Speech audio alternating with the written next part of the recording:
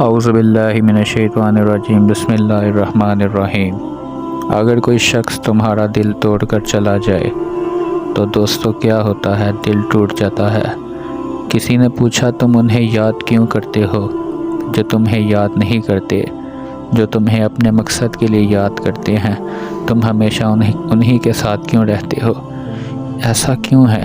تم انہی کے ساتھ کیوں ہو؟ کیا تم اللہ کے ساتھ محبت کا سجدہ نہیں کر سکتے؟ کیا تم ان لوگوں کے ساتھ نہیں رہ سکتے جو لوگ تمہیں چاہتے ہوں؟ کسی نے پوچھا تم انہیں کیوں یاد کرتے ہو جو تمہیں یاد نہیں کرتے؟ تڑپ کر دل بولا رشتے نبھانے والے مقابلہ نہیں کرتے۔ حضرت امام علیہ السلام نے فرمایا اگر تم اس وقت مسکرا سکتے ہو جب تک پوری طرح سے ٹوٹ چکے ہو تو یقین جانو پھر دنیا میں تم کو کبھی کوئی نہیں توڑ سکتا۔ دوستو، جب اللہ کو آپ کی زندگی میں اچھا موڑ دینا ہوتا ہے تو برے لوگوں کی حقیقت زندگی میں لے ہی آتا ہے۔ دوستو، کبھی کبھی اچھی چیزیں بھی کھو جاتی ہیں تاکہ ہمیں بہتر چیزیں مل سکیں۔ ہمیشہ اللہ پر یقین رکھو اور ہمیشہ اس کے شکر گزار رہو۔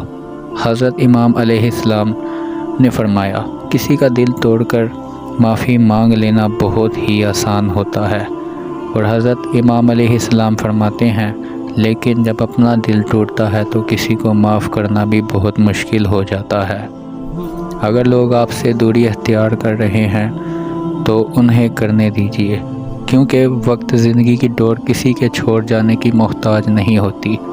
دوستو، جو انسان ہوتا ہے وہ سب سے سستا صرف اور صرف محبت کے ہی نام پر بکتا ہے، اور سب سے مہنگی اس دنیا میں انسان کو صرف محبت ہی ملتی ہے اور کوئی چیز اس سے مہنگی نہیں ملتی۔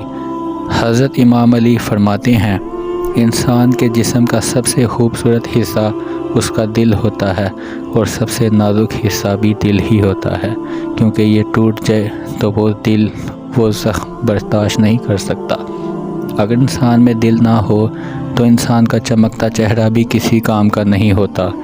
تو دوستوں، کیا یہ بھی کم سزا ہے کہ رب آپ کو ان کے پیچھے لگا دے جن کو آپ کی پرواہ نہیں؟ اگر ایسا اللہ کر دے تو زندگی میں کیا کرو گے؟ ساری زندگی تڑپتے رہ جاؤ گے، اور یہ سزا ساری زندگی کے لیے تمہارے لیے بے سکونی کی ہی رہے گی۔ اس لیے اللہ سے محبت کرو، وہ آپ کی زندگی سنوار دے گا۔ جو دل کی بات انسان کو اللہ سے کر کے سکون ملتا ہے وہ سکون کبھی اسے اپنے خاص بندے سے بھی مل کر نہیں ہوتا ہوگا۔ تو تم کیوں مایوس ہو گئے ہو جب کہ دو جہانوں کا مالک تمہارا سب سے اچھا دوست ہے؟ وہ تو تم سے 70 ماؤں سے بڑھ کر پیار کرنے والا ہے، لہٰذا اسی پر توکل رکھو، ناممکن بھی ممکن ہو جائے گا۔